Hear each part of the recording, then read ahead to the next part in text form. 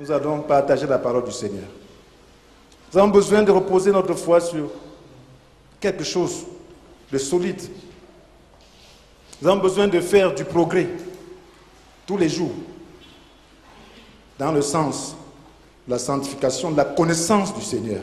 Parce que mieux nous le connaissons, mieux nous lui ressemblons. Chers frères et sœurs, que le Seigneur vous bénisse. Je sais que vous êtes bénis. Soyez encore bénis. Et que sa parole nous bénisse tous. Et que je sois un instrument de choix ce matin pour te bénir. Comment aimer Dieu et le prochain?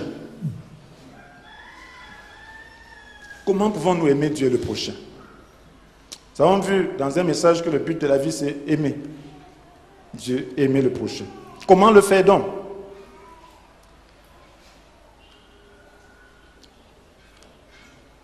Comprenons qu'aimer Dieu, c'est répondre à son amour pour nous.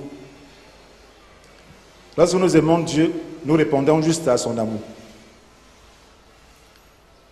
Sachant que l'amour du prochain est un fait naturel et que la haine est une anomalie. Souvent, nous pensons que c'est la haine qui est la règle. Je vous assure que l'amour du prochain est naturel. Nous avons besoin de comprendre cela. L'amour est ce qui est naturel. La haine est quelque chose qui n'est pas naturel, qui est étrange à la création de Dieu. Vous voyez, sur le plan alimentaire, on trouve que le produit naturel est le meilleur. Parce que c'est lui qui convient pour une croissance et pour une bonne santé. Vous voyez, aujourd'hui, les gens disent qu'ils mangent bio, surtout en Europe, et même ici. Ils mangent bio, pourquoi? Cela veut dire qu'ils mangent des produits cultivés dans des conditions qui respectent l'environnement. Vous savez, des produits non biodégradables polluent l'environnement, polluent la terre et causent des maladies. C'est souvent des problèmes de santé. Voilà pourquoi le monde lutte pour préserver l'environnement. Et les gens disent qu'il faut manger bio, il faut cultiver des choses engraissées par des moyens naturels. Donc ce qui est naturel est reconnu comme meilleur. Et il est important de savoir que l'amour est naturel.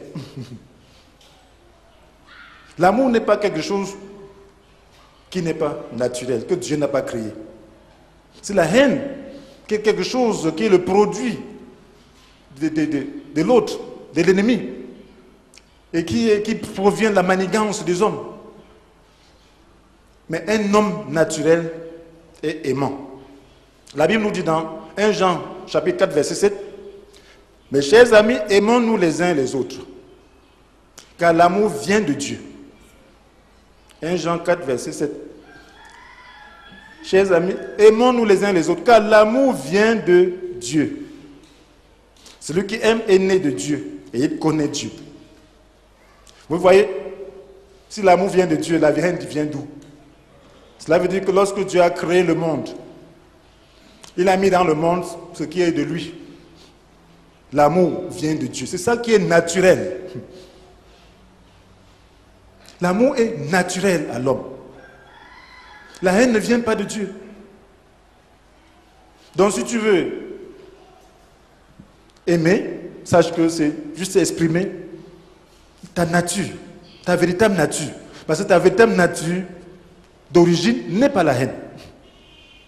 La haine n'est pas ta nature. Il y a un grand homme qui avait dit que aucun être vivant ne naît avec la haine. Qu'on apprend à haïr. Et on peut aussi désapprendre. Ce n'est pas quelqu'un qui connaît Dieu à la manière dont nous parlons.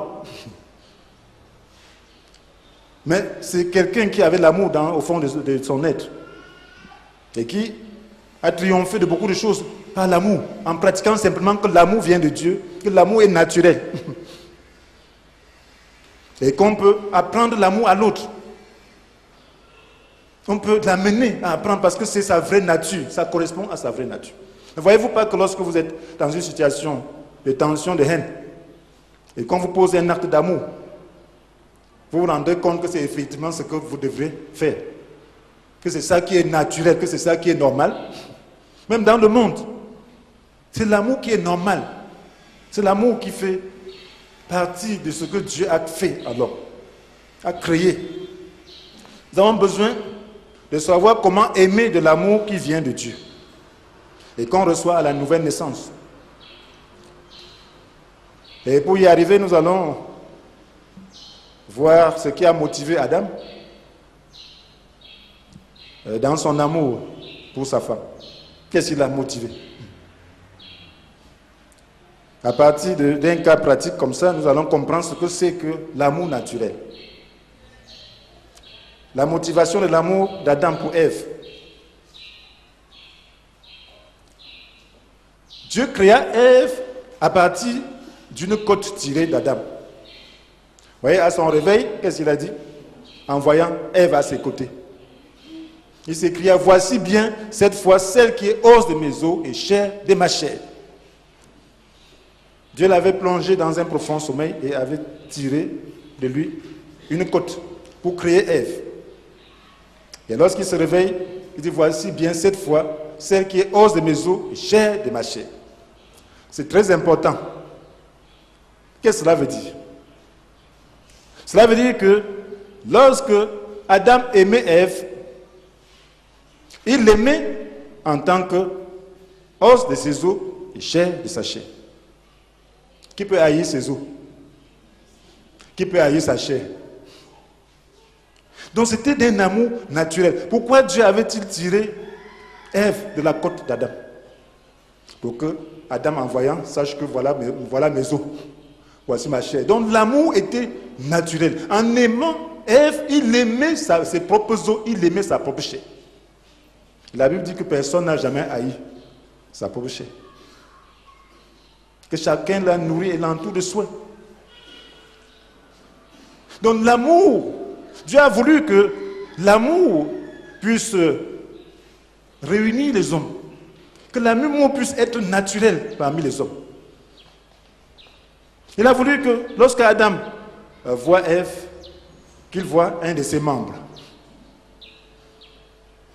Qui dit, Ève, tu es mon os, tu es ma côte. Qui peut haïr sa côte? Qui peut haïr son doigt? Qui peut lui faire du mal? Voilà pourquoi l'amour est naturel. Il y a cet amour qui est naturel. Et vous voyez, lorsque Dieu nous dit d'aimer tout le monde, vous voyez, nous sommes issus d'Adam et Ève. Nous tous, le monde, tout le monde entier est issu d'Adam et Ève. Donc, l'amour devait être le propre de l'homme. L'homme devrait aimer son prochain comme son propre frère. Parce que nous sommes tirés tous d'une même personne. Nous sommes tirés d'Adam et Ève. Nous sommes le produit d'Adam et Ève. Lorsque Dieu nous dit d'aimer tout le monde, quelquefois le chrétien ne comprend pas. Il dit, mais le païen là, je vais l'aimer? Oui, c'est ta chair. C'est ta chair. Vous avez partagé la même chair. Donc il y a cet amour qui doit être naturel. L'être humain est un ensemble et le produit de deux hommes. Vous voyez comment les frères s'aiment, non? Ça devrait être comme ça dans la vie, dans la nature. Dans le monde entier, ça devrait être une famille. Et nous sommes vraiment une famille. On ne devrait pas dire les blancs. Il y a certains qui disent les blancs là, ou les arabes là, comme s'ils n'étaient pas les descendants d'Adam. Nous sommes tous des humains. C'est quelqu'un qui est venu mettre le désordre dans la création de Dieu. C'est quelqu'un qui a introduit quelque chose de négatif. Frères et sœurs, donc lorsque Adam a aimé Ève, et en réalité c'était l'amour propre qu'il exprimait. Voilà, chacun a un amour propre. L'amour propre. L'amour propre, chacun s'aime.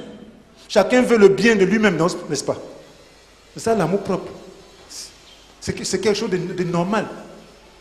Si tu ne t'estimes pas toi-même, tu ne veux pas le bien de toi-même, tu n'es plus quelqu'un qui est normal, tu n'es plus un être humain. Il y a de l'amour propre. Vouloir le bien de soi-même. Donc, lorsque Adam aimait Ève, c'était une sorte d'amour propre.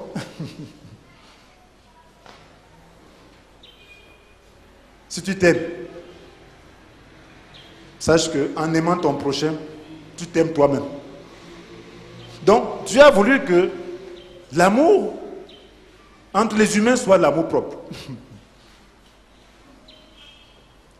C'est pour cela qu'il a dit d'aimer son prochain comme soi-même. Est-ce que vous avez souvent médité sur ce passage?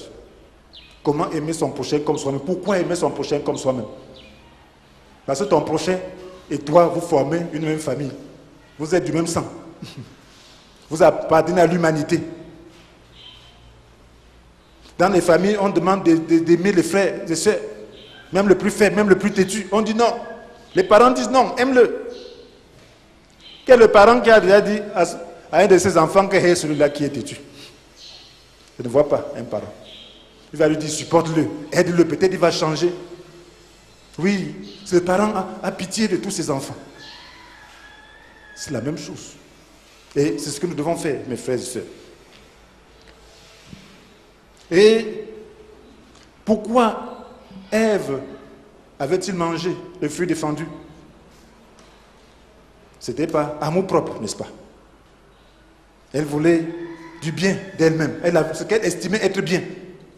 Et pourquoi Adam avait-il mangé du fruit défendu que Ève lui avait donné?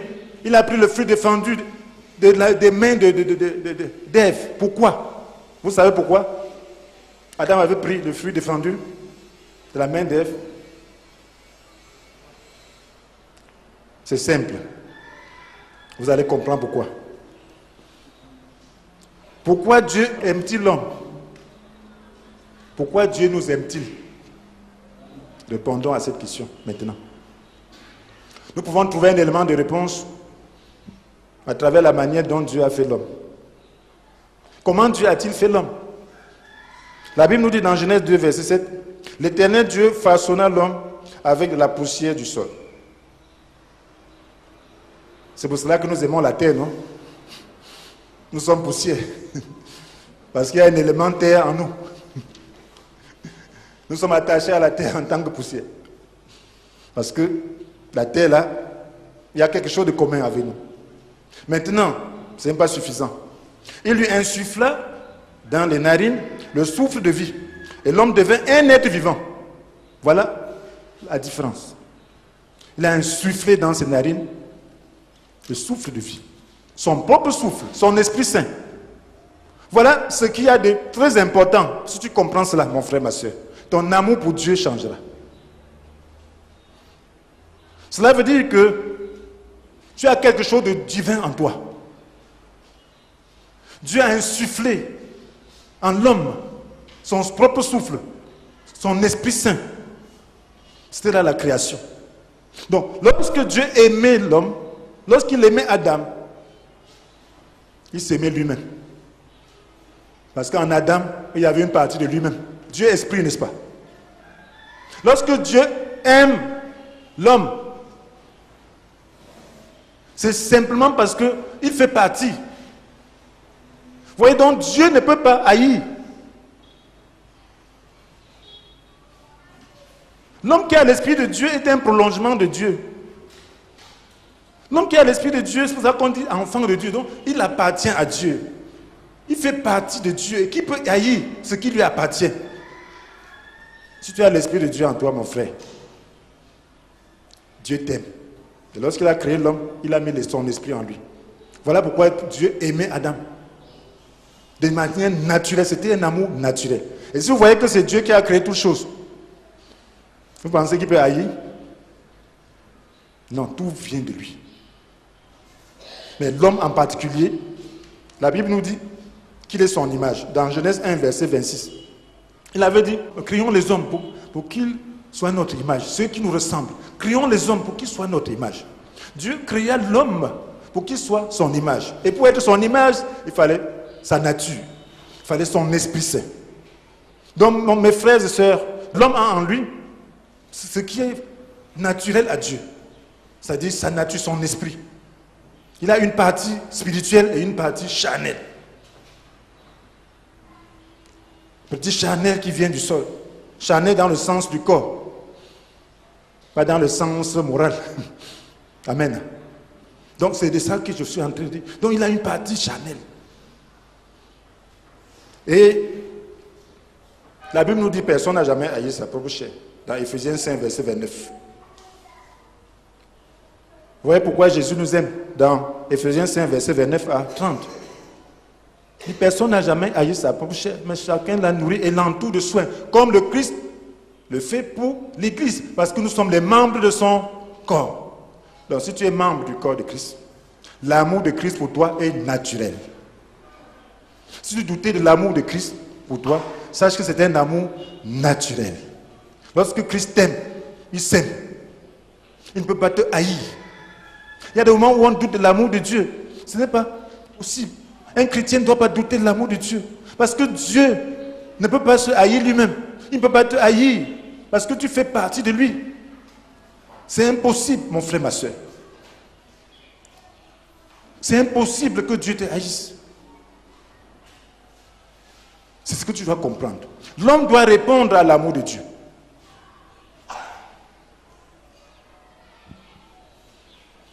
Frères et sœurs, pourquoi Adam avait-il péché? Ève avait péché par amour propre, nous le savons.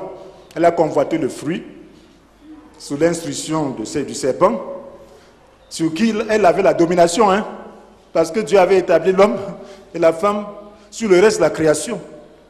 Dominer, il a dit de dominer sur les oiseaux du ciel, sur tous les reptiles, sur tous les animaux.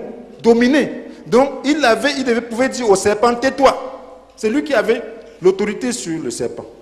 Elle a dit pourquoi? Parce que le serpent lui a montré qu'elle pouvait trouver son compte. Qu'en désobéissant, elle pouvait être meilleure dans son statut. C'était par amour propre. Maintenant, Adam a pris du fruit, pourquoi? Dans de ses mains. C'était par amour propre. Il a pris le fruit dans les mains de celle qui était hors de ses os, chair de sa chair. C'était aussi l'amour propre.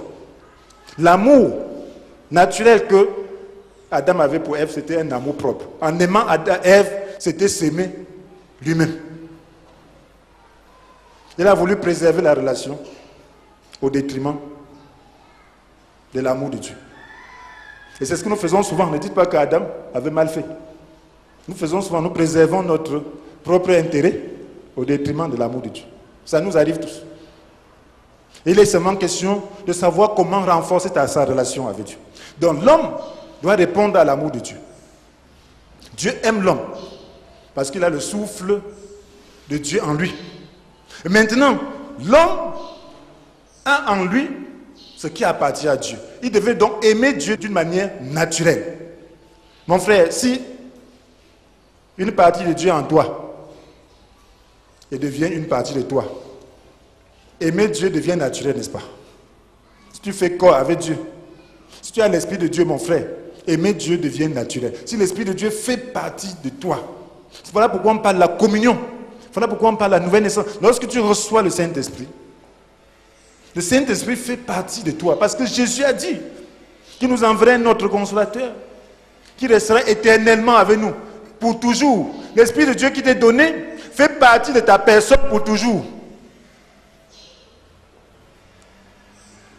C'est ce que Dieu veut.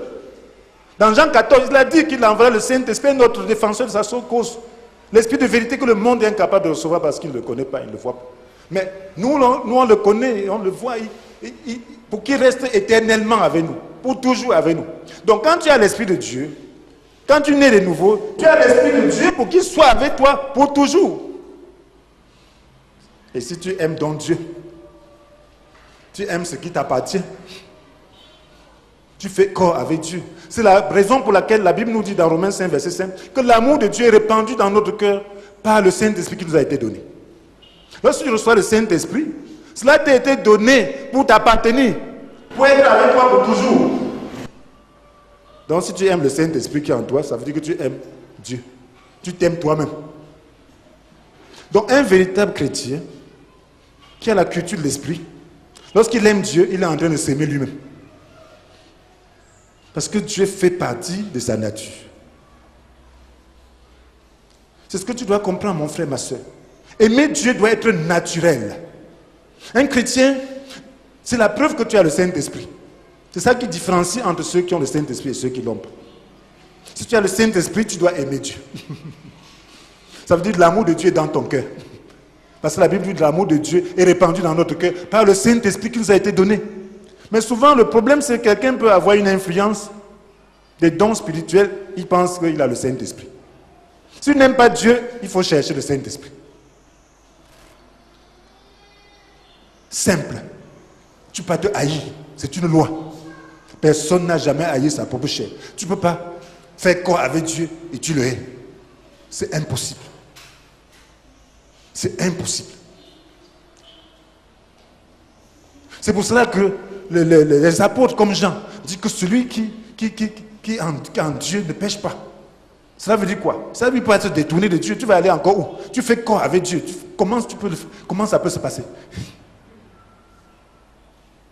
Donc tu as la conscience de Dieu. Ta vie c'est Dieu. Est-ce que tu peux vivre maintenant en dehors de Dieu? Moi je ne sais pas comment je peux vivre en dehors de l'Esprit. L'Esprit Saint fait ma vie. Du matin au soir, c'est lui qui prend soin de moi. C'est lui qui me donne le repos. Mes frères et sœurs, la plus grande chose que j'ai reçue en quittant du monde pour le royaume de Dieu, ce n'est pas l'argent. Ce n'est pas l'or. Ce n'est pas une femme. Ce n'est pas les enfants. Ce n'est pas les voitures. Ce n'est pas la maison. Mais c'est la paix. L'espérance. Personne ne peut acheter ça avec de l'argent. Personne ne peut acheter. Lorsque Dieu vient dans ta vie, il te donne sa nature. Dans le monde, j'avais des pensées, j'étais avancé par rapport à mon âge en ce qui concerne réfléchir sur des choses qui dépassent souvent l'entendement des gens. Je réfléchissais toujours sur la vie, sur le sens ultime, sur ce qui est réel, ce qui est vrai. Je me dis, mais sa vie c'est comment, c'est quoi ça? Je regarde comment on vit, tu te lèves le matin, tu remplis ta journée, le lendemain tu recommences la même corvée, ça aboutit à quoi? Et c'est comme ça que les années sont en train de partir. Et certains qui courent, tu vois comment ils ont arrêté leur course. Certains ont l'argent, tu vois comment ils abandonnent ça, ils partent. Certains tombent malades, je dis, mais la vie là c'est quoi même? C'est ça? Je ne trouve pas un sens. Je dis, bon, si c'est que ça veut dire que dans la vie, il faut un peu s'amuser, bon, avoir quand même de quoi manger, c'est tout. Mais si tu es encore malade, non, ça ne vaut pas la peine. Si tu ne peux pas utiliser tes forces, tes capacités pour réaliser tes ambitions, non, ça ne vaut pas la peine. C'est pour cela que je voulais me suicider de temps en temps. Parce que je sentais que j'étais entravé. Je sentais mon potentiel. Mais je ne pouvais pas travailler comme je voulais. J'étais freiné dans ma santé. Je dis, ça ne vaut pas la peine. Je vis pourquoi? J'ai pensé à tout ça. Jusqu'en première année d'université. J'étais désespéré. J'ai lu un traité évangélique sur l'amour de Dieu. Lorsque j'ai lu, le Saint-Esprit est descendu dans ma vie. C'était à 23h le soir. Depuis ce jour, jusqu'à aujourd'hui, ma vie a changé. Depuis ce jour, même sans recevoir la guérison instantanée, j'étais déjà un homme heureux, prêt à vivre. Ma vie n'avait plus de goût, n'avait même pas de goût. J'étais prêt à vivre. J'étais content, j'étais heureux. J'ai compris qu'il y avait quelque chose. C'est pour ça, mes frères et sœurs, tu peux me retirer tout, mais laisse-moi mon Jésus. Parce que rien ici-bas ne compte, si ce n'est pas dans le sens de l'éternité. Tout passe, mais je suis avec le Saint-Esprit, la vie éternelle. Et c'est ça qui fait la joie. Et si tu as ça, Dieu va te donner le reste. Le reste, c'est quoi? Puisqu'on peut l'avoir sans Dieu. Dans le monde, je peux avoir ce que j'ai aujourd'hui. Non, mon frère, soyez vrai. Donc, on peut l'avoir sans Dieu. Regardez le monde, les bâtiments là sont les enfants de Dieu. Regardez comment, regarde souvent la ville. Partout, chez les athées même. Les gens qui ont dit, on ne veut même pas Dieu. Ainsi ne progressent même pas dans la technologie. Hein? Ils ne vont pas sur la lune. Ils ne font pas de trucs. Donc, recentrons notre but. Les chrétiens perdent souvent le sens de ce que c'est que croire. Si tu as la paix, tu auras l'argent. Tu auras tout ce qui est nécessaire pour vivre. Mais souvent, on s'agite. Quand tu viens dans la maison de Dieu, cherche seulement la paix. Comme nous avons chanté tout à l'heure. Devant des difficultés, cherche seulement Dieu. Lorsque tu as des problèmes, cherche Dieu. Ne cherche pas à résoudre ces difficultés-là. Si tu as essayé, ça n'a pas donné. Cherche maintenant Dieu. Trouve toute ta joie en Dieu. Ces difficultés-là vont partir, mes frères et sœurs. Les difficultés veulent t'attirer vers Dieu. Mais le diable utilise les difficultés pour t'attirer vers lui. Et plus tu es attiré vers le diable, plus tu auras des difficultés. Et le diable veut que tu en aies. Si ça peut te retirer, te retirer la présence de Dieu. Voilà pourquoi, mes frères et sœurs, lorsque je suis dans les difficultés les plus sérieuses, je dis maintenant, je m'abandonne à Dieu. Si sa fin est arrivée, prends-moi, ça va. Alléluia. Je dis, si c'est arrivé, il n'y a pas de problème. Je suis dans ton royaume. Et la crise se gère, sans que je sache comment ça se passe. C'est comme ça que moi je vis depuis longtemps que j'ai cru. Et moi je ne vis pas. Vous pensez que je ne vis pas? Je n'ai pas les voitures, je n'ai pas une femme, je n'ai pas les enfants. Vous voulez quelle sorte de vie?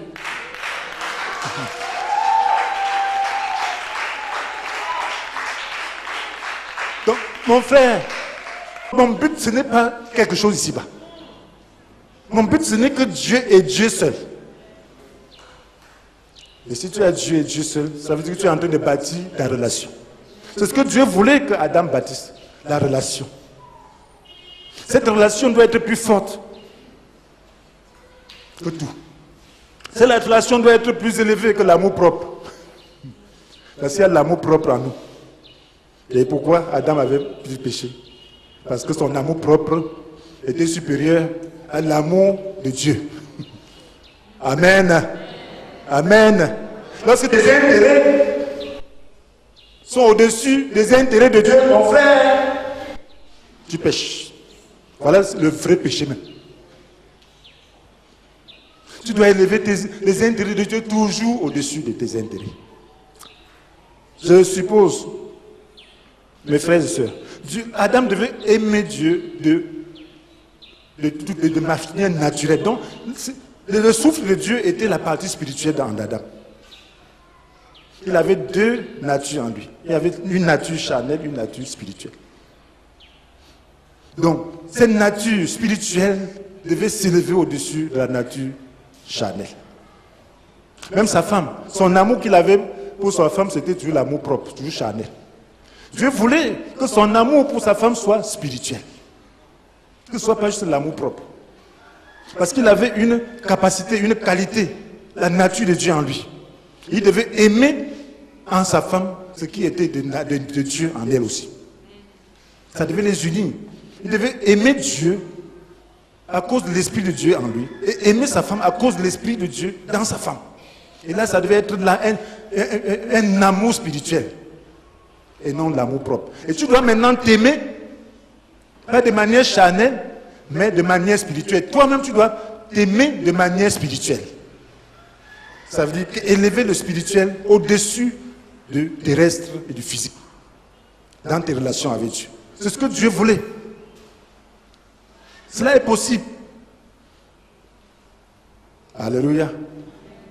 Cela est possible. Parce que c'est le spirituel qui commande le physique, le charnel. C'est Dieu qui a créé les cieux, non? C'est Dieu qui a créé l'homme, non? C'est le spirituel qui doit créer le physique, qui doit commander. Le spirituel en toi doit commander le physique. Le spirituel en toi doit régir ce qui est naturel, ce qui est physique. Voilà pourquoi, lorsque tu as un problème avec le physique, élève le spirituel. Renforce ta relation avec Dieu. Et le spirituel doit dominer sur le physique. Parce que le spirituel a le contrôle, a le pouvoir sur le physique. Parce que c'est le spirituel qui a créé le monde. Ce n'est pas le visible. Le monde a été créé par la parole de Dieu, par ce qui est spirituel. Alléluia. Vous mangez un peu de viande ce matin. C'est un peu bon, n'est-ce pas? C'est important de manger quelquefois de la viande. Gloire à Dieu. Vous voyez, cela a été. Vous voyez, et maintenant, l'amour de Dieu est représenté par l'obéissance à Dieu. Pour être plus palpable, pour être plus compréhensible. Dieu a voulu que ce soit comme ça. Vous voyez maintenant, l'amour de Dieu, dans le jardin d'Éden, était représenté par l'obéissance à son commandement, qui était de ne pas manger le fruit de l'arbre de la connaissance du bien et du mal. Ça, c'est Genèse 2, versets 16 à 17. Aimer Dieu voulait dire donc qu'il fallait se préserver de désobéir. Parce que c'était un commandement de vie. Parce que le Seigneur lui a dit que si tu manges, le jour où tu mangeras, tu mourras. Donc, ma relation avec toi sera brisée. Ton corps sera dégénéré. Donc, l'esprit que je t'ai donné là, ça va partir. Donc, fais attention, si tu m'aimes. Pardon, ne mange pas du fruit de cet arbre. Parce que ça aura des conséquences désastreuses sur toi. Ne mange pas. C'était là l'amour. Et vous voyez maintenant si Adam aimait vraiment Dieu. Si Adam et Ève aimaient Dieu. Ils devaient prendre cela comme une valeur, n'est-ce pas? Ils devaient dire, bon, nous aimons Dieu. Il ne faut pas que Dieu nous crée comme ça après. Il voit qu'on dégénère. Il voit qu'on ne peut plus avoir des rapports avec lui. Non, ce n'est pas bon. Donc prenons ce commandement au sérieux. Il a dit de ne pas manger. Il devait causer avec Ève que regarde. Ève, tu vois, ne mangeons jamais ça. Il dit oui, parce que si nous mangeons ça, c'est dangereux. Dieu a dit que si on mange, on mourra. Donc, faisons attention. Veillons l'un sur l'autre pour ne jamais manger. Même si tu me vois en train de vouloir manger, Ève, empêche-moi même avec la force. Parce que là, ce sera mauvais. S'il aimait Dieu, il allait entourer ce commandement de beaucoup de précautions. Beaucoup. Et il devait maintenant prendre ce commandement au sérieux. Maintenant, il n'a pas aimé Dieu. Il a aimé lui-même plus que Dieu. Vous pensez que si Adam ne prenait pas du fruit d'entre les mains d'Ève, qu'est-ce qui allait se passer? Vous pouvez me répondre, personne. Ça devait être quoi? Il avait l'amour propre pour Ève. Lorsque Ève lui a présenté le fruit, il s'est seulement dit, voici la chair de ma chair, voici l'os de mes os, la chair de ma chair. Non, je ne peux pas. Je ne peux pas la laisser comme ça. Il a pris du fruit. Donc c'était sa relation horizontale, son amour propre qui a prédominé. Ça veut dire que les deux étaient de même. Souvent les gens disent que c'est Ève. Non, même Adam. Si c'était Adam devant le serpent, il allait faire de même. Puisqu'il a fait de même avec Ève. C'était le même amour propre. Il n'a pas développé la relation avec Dieu pour qu'elle soit plus forte, pour qu'elle prime sur la relation avec son prochain. Sa relation avec lui-même. Frère, voilà le nœud du problème. Est-ce que si Adam ne prenait pas le fruit défendu dans les mains de Ève, il aurait haï Ève? Est-ce qu'il aurait haï Ève? Non, Ève avait dit non, tu ne m'aimes pas. Si tu m'aimes, comment tu peux me laisser dans cette condition seule? Soyons ensemble, on n'a plus de rapport. Mais mange pour qu'on soit ensemble. Alors il y a un amour qui est sentimental, il y a un amour qui est spirituel dans la vie. Ceci nous parle de l'amour sentimental, de l'amour spirituel. Il pouvait préserver cette relation sentimentale avec Ève en mangeant comme il a fait. Mais s'il ne mangeait pas, cela ne voulait pas dire qu'il n'aimait pas Ève. S'il ne mangeait pas, cela voulait dire qu'il avait un amour spirituel pour elle. Il pouvait garder sa relation, préserver sa relation et intercéder auprès de Dieu que maintenant que ma femme a mangé, je veux faire comment? Que Dieu, je t'en prie, je ne peux pas vivre sans elle. Parce que si en mangeant, ça pouvait sauver Ève et sa propre vie, oui, il fallait qu'il mange. Mais s'il savait qu'en mangeant, il allait aussi mourir, et ne pas aider celle qui est déjà morte, ce n'était pas un choix raisonnable. Le choix raisonnable, c'était de pouvoir rester avec Dieu et voir comment aider celle-là qui est déjà perdue. Vous pouvez dire, chère femme, tu es déjà à l'autre côté. Je t'aime. C'est pour ça que je vais prier Dieu. Je ne veux pas dormir jusqu'à ce que Dieu te restaure, si c'est possible. Et là, ça, c'est une relation spirituelle. Un amour spirituel. Nous devons avoir l'amour spirituel. Et les sentiments doivent être couverts de l'esprit. Voilà pourquoi le Seigneur nous dit de l'aimer de tout son cœur, de toute son âme et de toute sa pensée. Et d'aimer son prochain comme soi-même. Donc il y a d'abord l'amour de Dieu. Ça c'est Matthieu 22, versets 37 à 39. Tu aimeras le Seigneur ton Dieu de tout ton cœur, de toute ton âme, de toute ta pensée. Et tu aimeras ton prochain comme toi-même. Donc tu dois, Matthieu 22, versets 37 à 39. Donc tu dois aimer Dieu de tout ton cœur. Tout ton cœur veut dire que ton amour propre est en arrière par rapport à l'amour de Dieu. Donc tu ne dois même pas t'aimer plus que Dieu. Tu dois aimer Dieu plus que toi-même. Mais aimer ton prochain comme toi-même. Tu dois aimer Dieu plus que toi-même. Et aimer ton prochain comme toi-même. Aimer Dieu plus que toi-même veut dire quoi? Ça veut dire qu'il va y avoir des problèmes entre ce que Dieu dit et tes propres sentiments. Lorsqu'on vient à Dieu, il y a des choses qu'on met de côté. Dieu dit, voilà, je suis un Dieu saint. Arrête de forniquer, arrête de fumer le chanvre indien, arrête de fumer, de te droguer, arrête de haïr, demande pardon, réconcilie-toi avec tel. Arrête. C'est facile. C'est pas facile, non? Gloire à Dieu. Mais avec Dieu, c'est possible. Si l'amour de Dieu entre dans ton cœur, tu l'aimeras. Plus que ces choses-là. Parce que si tu aimes ces choses-là, plus que Dieu, alors tu seras en train de faire comme Adam. Tu as besoin de renforcer ton amour pour Dieu. D'aimer Dieu davantage, de cultiver l'amour de Dieu. Par le Saint-Esprit, en développant le Saint-Esprit. En cultivant la relation avec le Saint-Esprit.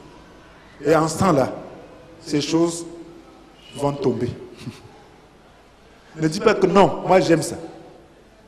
Quand on évangélise, quelquefois, on voit des choses. Quelqu'un te pose la question, est-ce que Dieu aime ceci? Tu dis non, il n'aime pas. Il dit non, moi j'aime. Je ne peux pas vraiment suivre Dieu parce que moi j'aime. Tu aimes, ça t'amène où? Tu penses que tu perds ça, tu n'auras plus de joie, tu n'auras plus de vie, tu n'auras plus de plaisir. C'est lorsque tu abandonnes ça que tu as mis de vrais plaisirs. Parce qu'en réalité, toutes ces choses-là, c'est des attirances, des attraits démoniaques. C'est le diable qui te fait croire que sans ça, tu ne peux pas vivre. Il y a des gens qui vivent en brousse, ils ne vivent pas. En ville, il y a beaucoup de convoitises. On voit les grosses voitures passer, les grandes maisons. On dit, si je ne suis pas dans cette maison-là, je suis malheureux. Le pygmée qui est là, il a quoi? Il a un problème. Vous pensez qu'ils ne sont pas heureux? Ils sont joyeux. C'est le diable qui a créé beaucoup de choses pour nous distraire, pour nous empêcher d'être heureux, pour voler. Mais Dieu permet aussi pour nous tenter, pour permettre que nous puissions développer le renoncement et la foi. Et là, ces choses-là servent aussi à Dieu, sur l'avancement de son règne. Mais on ne doit pas y mettre son cœur. C'est dans le test, c'est dans l'état de manque que tu dois savoir où se trouve ton cœur. Et chaque croyant, il n'y a personne qui puisse passer sans connaître un état de manque par moment, de difficulté. Tu vas avoir même 1 milliard. Lorsque tu as 1 milliard, ton problème, tu as les problèmes des milliards, des milliardaires. Tu te retrouveras devant une situation où tu auras besoin de la grâce de Dieu. Ou tu sais qu'il faut que Dieu agisse. Sinon, il ne sort pas de cette situation. C'est la même chose à tous les niveaux. C'est ça. Mais où est le cœur? Voilà pourquoi vous voyez des gens, des riches se suicider. Des gens qui ont des milliards, mais tu te poses la question, qu'est-ce qu'ils voulaient faire avec ça? Ce n'est pas parce qu'il ne mange pas, mais c'est parce qu'il a des problèmes, des milliardaires, que toi tu n'as pas. Gloire à Dieu. Oui. Donc, il ne faut pas... L'homme doit à tout moment regarder sa relation avec Dieu. Lorsque tu as un problème qui est réel, quelle est ton attitude? Est-ce que tu dis, oh Dieu, tu m'abandonnes, oh Dieu, machin? Non. Ne fais jamais ces prières-là. Fais confiance au Seigneur. Dis, Seigneur, même si tu m'as abandonné, je sais que tu ne m'abandonneras pas. Tu ne m'abandonneras jamais. Je sais que je suis éprouvé, mais donne-moi la force de tenir jusqu'au bout. Donne-moi la force de traverser cette difficulté. Même si tu dois venir là, me chercher, donne-moi la force. C'est ce que tu dois faire comme un enfant de Dieu. Il faut savoir qu'il a un projet de bonheur pour toi. Il n'a jamais un projet de malheur pour toi. Parce qu'il t'aime. De l'amour qu'il a pour lui-même. Parce que tu as quelque chose de lui en toi.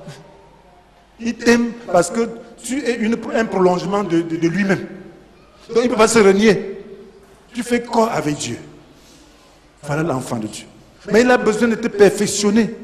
Il a besoin de te faire abandonner ton amour propre pour que l'amour pour lui soit parfait. Et c'est pour cela que les circonstances, quelquefois, arrivent. Et devant ces circonstances, lorsque tu abandonnes ton amour propre pour développer la relation avec lui, il dit, oh mon fils, je t'aime. Il t'entoure, il te tapote. Et il te donne même le double. Gloire à Dieu. Il te donne le double, que tu es un enfant sage. Tu avais une voiture, je te donne même deux. Tu es un enfant sage. C'est ça la vie, mon frère, ma soeur. Il faut comprendre comment fonctionner avec Dieu. La Bible nous dit dans 1 Jean chapitre 5, verset 3, que aimer Dieu, c'est accomplir ses commandements. Ceux-ci d'ailleurs ne sont pas difficiles. Pourquoi? Parce que tout ce qui est né de Dieu triomphe du monde. Et la victoire qui triomphe du monde, c'est notre foi. Donc il faut avoir foi en Dieu. La foi, développer ta foi. Dieu ne peut pas agir sans la foi. Ne vous laissez pas attirer par les choses de ce monde. Pour que cela vous vole l'essentiel qui est Dieu. Et en Dieu, il y a tout. Puisque c'est lui qui a tout créé, mon frère, ma soeur. Et c'est lui qui gère tout. C'est lui. Mais le problème des enfants de Dieu, c'est que une petite pétition, oh, Dieu m'a béni avec ça. Ça, c'est quoi? Vous m'avez déjà vu célébrer une voiture ici.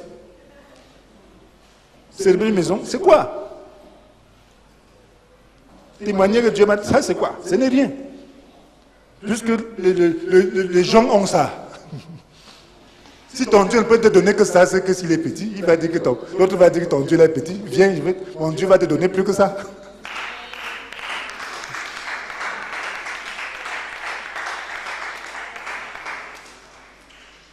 Frère, soyez raisonnable, soyez raisonnable. Vous allez vers un milliardaire dire que Dieu t'a béni avec une chose. Il va regarder, il va dire, viens, je te recrute, je te paye. Tu auras même des. Hein? Donc ça ne communique pas l'évangile, mon frère, ma soeur. Ça ne communique pas l'évangile. Peut-être à un niveau, les gens qui n'ont pas. Mais ça, c'est rien. Amenez les gens qui n'ont pas à connaître Dieu, à avoir la paix, à être contents dans leur situation. Et là, Dieu va les bénir. Parce que lorsqu'il vient, parce qu'il pense que Dieu va lui donner, il vient avec le monde dans le cœur, avec l'idole, attaché à cette chose-là. Et lorsque Dieu va voir qu'il y a l'idole, il va regarder, il va dire que non, c'est le mensonge. Et puis ça va aller contre l'évangile. Ça les vaccine contre l'évangile, parce qu'il vient dans la maison de Dieu pensant qu'on vient seulement pour avoir les chaussures, pour avoir les voitures. C'est pas ça. On vient pour avoir la paix et la vie éternelle, mon frère, ma soeur.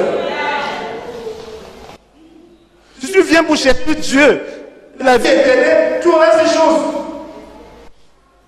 Parce que Dieu t'aime.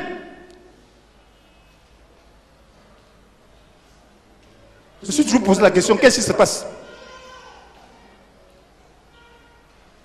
Personne ne vient témoigner comment Dieu l'a délivré du péché. Comment il manquait de paix, Dieu lui a donné la paix. Comment il était tenté, Dieu l'a aidé pour aider les autres à vaincre la tentation. Voilà le témoignage que j'aime. Témoigne que tu étais ceci, cela, Dieu t'a délivré. Que tu as été tenté de maudire Dieu, mais Dieu t'a aidé. Et maintenant, tu es tranquille, tu es content. Son Esprit Saint, tu es content même dans ces situations-là. C'est très bien. Pour qu'on sache qu'on doit être content dans toutes les situations. Si ta foi dépend de ces choses, Dieu peut demander la permission, comme dans le cas de Job, pour enlever tout ça pour voir ce que tu dois être. Tu vas résister.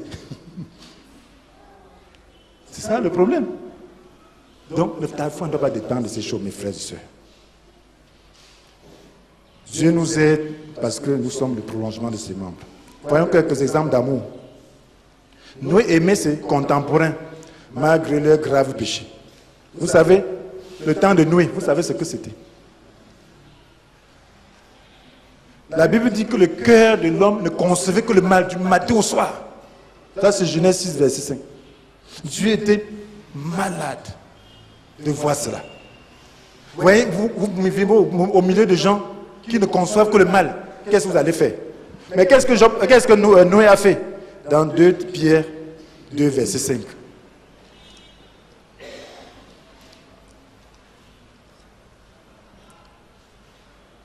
Il n'a pas non plus épargné le monde ancien lorsqu'il fit fondre le déluge sur ce monde, qui n'avait aucun respect pour lui. Il a néanmoins protégé Noé, qui appelait ses contemporains à mener une vie juste, ainsi que cette autre personne avec lui. Donc, Noé a mené ses contemporains à mener une vie juste. Il les appelait à le faire. Il ne les haïssait pas. Il ne disait pas, vous êtes des pécheurs. Oh, mes contemporains là, vous êtes des gens méchants. Oh, je ne peux même pas parler avec vous parce que vous êtes tellement méchants. Moi, je suis saint. Il ne les accusait pas, il ne les condamnait pas. Mais il les appelait. Changez. Ce que vous êtes en train de faire là va vous perdre. Changez. Donc, il gardait une relation normale avec ses contemporains. Lorsque vous aimez Dieu et que vous aimez les hommes de l'amour de Dieu, le péché des hommes n'affecte pas votre attitude vis-à-vis d'eux. Le péché de quelqu'un ne doit pas affecter ton attitude vis-à-vis de cette personne. Tu dois toujours aimer la personne. Tu dois toujours aimer quelqu'un. Aimer quelqu'un ne veut pas dire que la personne a fait du bien ou du mal. C'est un amour divin. Dieu aime tout le monde. Il aime le pécheur. Et Noé l'a démontré. Il aimait ses contemporains. Mais il ne participait pas avec eux dans leur péché. Il les aimait d'un amour spirituel. S'il les aimait d'un amour charnel, sentimental, il aurait fait ce qu'il faisait. Il serait allé suivre le même chemin qu'eux pour montrer qu'il a la bonne relation avec eux. Non. Il pouvait aller vers eux et causer avec eux pour ce qui n'était pas du péché et leur parler de Dieu. Mais quant à ce qui concerne le péché, il disait non, mes frères, Dieu nous demande d'abandonner ça. Parce que si nous continuons à faire cela, il nous jugera. Le déluge va venir raser le monde. C'est ce que nous devons faire dans ce monde-ci. Dieu ne nous dit pas de rompre les relations avec les païens d'une manière totale. Non, on dit de ne pas avoir des relations sur des points où il y a le péché. Sur le point de péché. On nous dit de les aimer, de leur parler de Dieu. Mais de pouvoir ne pas participer à leurs œuvres. Les amis de Daniel, Shadrach, Meshach et Abednego. Vous voyez ça dans Daniel 13. Daniel 3, autant pour moi. Daniel 3, verset 14 à 23. Vous voyez comment Nebuchadnezzar avait érigé une statue d'or. De combien de mètres? C'était 30 mètres, de 3 mètres de large, je crois bien. Il demande à ses administrateurs qui étaient des juifs, il les avait nommés des gouverneurs de la province de Babylone. Il demande à tout le monde de s'agenouiller au signal. Mais ils n'ont pas fait. Pourquoi? Parce qu'ils voulaient garder leur relation avec Dieu. Le roi menacé, et il se souvenait des ordres 20, verset 4 à 5. Tu ne te feras pas d'idole, ni de représentation quelconque de ce qui se trouve en haut dans le ciel, ici-bas sur la terre, ou dans les eaux, plus bas que la terre. Tu ne te prosterneras pas devant de telles idoles et tu ne leur rendras pas de culte. Car moi, l'Éternel, ton Dieu, je suis un Dieu qui ne tolère aucun rival.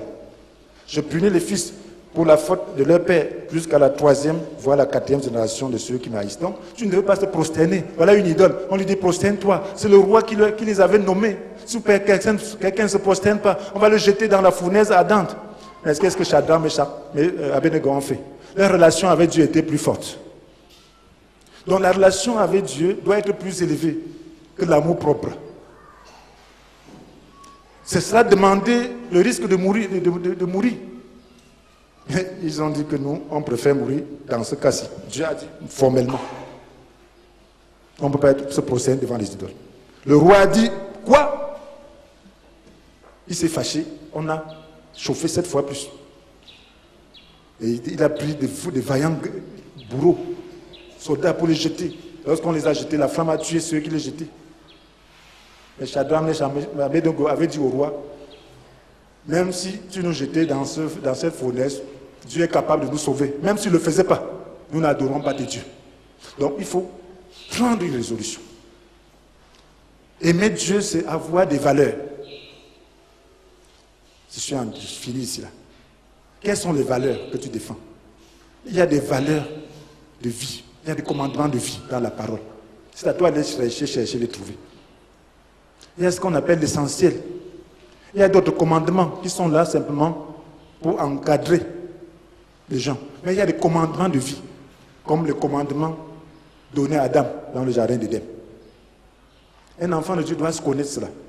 C'est ça qui établit, qui préserve sa relation avec Dieu. Et dans aucun cas, il ne doit rompre cela. Amen. Amen. Dans aucun cas. Fais toi-même ta recherche. Cherche, regarde des valeurs dans la parole. Tu ne dois pas rompre. Ils ont préféré mourir que de rompre leur relation avec Dieu, que d'être idolâtre. L'idolâtrie aujourd'hui, c'est l'attachement aux choses. Ne t'attache pas aux choses, mon frère, ma soeur. Que ta relation avec Dieu soit la priorité de ta vie. La Bible dit, fais du règne de Dieu ce qui est juste à ses yeux, ta préoccupation première, toutes les autres choses te seront données par-dessus tout. Que la chaussure, parce que tu manques de chaussures, tu te mettes à pleurer. Ne pleure jamais pour les choses de ce monde, mon frère, ma soeur. Pleure pour les choses spirituelles. Pleure parce que tu n'arrives pas à faire la volonté de Dieu. Mais ne pleure pas parce que tu ne manges pas. Ne pleure pas parce que tu n'as pas de maison. Ne pleure pas parce que tu n'as pas de voiture. Ne pleure pas parce que tu n'as pas d'enfants. Chacun va abandonner les enfants et partir. Toi, tu pleures pourquoi? Dieu te donne des choses. Pleure parce que qui sait que Dieu peut venir d'un moment à l'autre? Qui sait? Qui connaît l'avenir? Donc pourquoi pleurer pour ce qui ne tente pas dans l'éternité? Si Dieu te donne l'enfant, bénis-le. S'il te donne à manger, bénis-le. S'il te donne la voiture, bénis-le. Mais ne pleure pas pour ça. Ne pleure pas pour ça, mon frère. Pleure pour ta relation. Et cherche Dieu pour ta relation. Et tu seras heureux, mon frère, ma soeur. C'est le seul moyen d'être heureux. Alors, si tu veux, si l'Esprit de monde entre dans ton cœur, tu feras toujours quelqu'un qui te dépasse. Tu ne seras jamais heureux. Achète une voiture de telle marque. Pendant que ta voiture va faire 6 mois, pour quelqu'un va sortir de l'usine tout de suite là. La tienne sera déjà plus vieille. Tu dis, ouais. Ah. Donc tu seras dans une course-poursuite. Tu n'arriveras jamais. Mais sois heureux avec ce que tu as. Sois heureux. Bénis Dieu pour ça. Et avec ça, il va ajouter. Ne dis pas que tu ne m'as rien donné. En disant que tu n'as rien, il va enlever ce que tu as. C'est ce que la Bible dit. Mais montre que tu as. Et il va t'aider. Gloire à Dieu. Frères et sœurs, je conclus. Nous devons aimer les humains parce qu'ils sont les os de nos os et la chair de notre chair. Tu dois avoir un sentiment humain. Tu dois aimer l'homme. Tu dois aimer l'humanité. Tu dois aimer l'être humain. Parce qu'il est d'abord l'os de ton os, la chair de ta chair. Mais nous devons aimer Dieu en tout premier lieu et aimer le prochain d'un amour spirituel et non charnel. ce que la Bible nous dit dans 1 Jean 4, verset 20. Que le Seigneur vous bénisse et vous donne quelques questions de réflexion. Cette fois-ci, je n'ai pas l'habitude de donner, mais cette fois-ci, je donne des questions de réflexion et de temps en temps, je vais le faire, qui vont vous permettre de voir si vous avez compris le message. Pourquoi Adam avait-il obéi à sa femme? Pourquoi Adam avait-il obéi à sa femme? Qu'est-ce qui motive l'amour que Dieu a pour nous? Qu'est-ce qui motive l'amour que Dieu a pour nous? Qu'est-ce qui doit motiver notre réponse à l'amour de Dieu? Qu'est-ce qui doit motiver notre réponse à l'amour de Dieu? Dans quel cas doit-on haïr certaines personnes? Dieu hait-il les pécheurs? Dieu hait-il les pécheurs? Tout le monde sera-t-il sauvé? Dieu hait-il les pécheurs? 6e question, tout le monde sera-t-il sauvé? 7e question, tout le monde sera-t-il sauvé? 7e question, donnez un exemple d'amour spirituel que vous avez manifesté envers le prochain. Donnez un exemple d'amour spirituel que vous avez manifesté envers le prochain. Ça, c'est pour vous-même. Donnez un exemple d'amour spirituel que vous avez manifesté envers le prochain. Si vous pouvez répondre à ces questions, cela veut dire que vous avez compris la leçon. Que le Seigneur vous bénisse.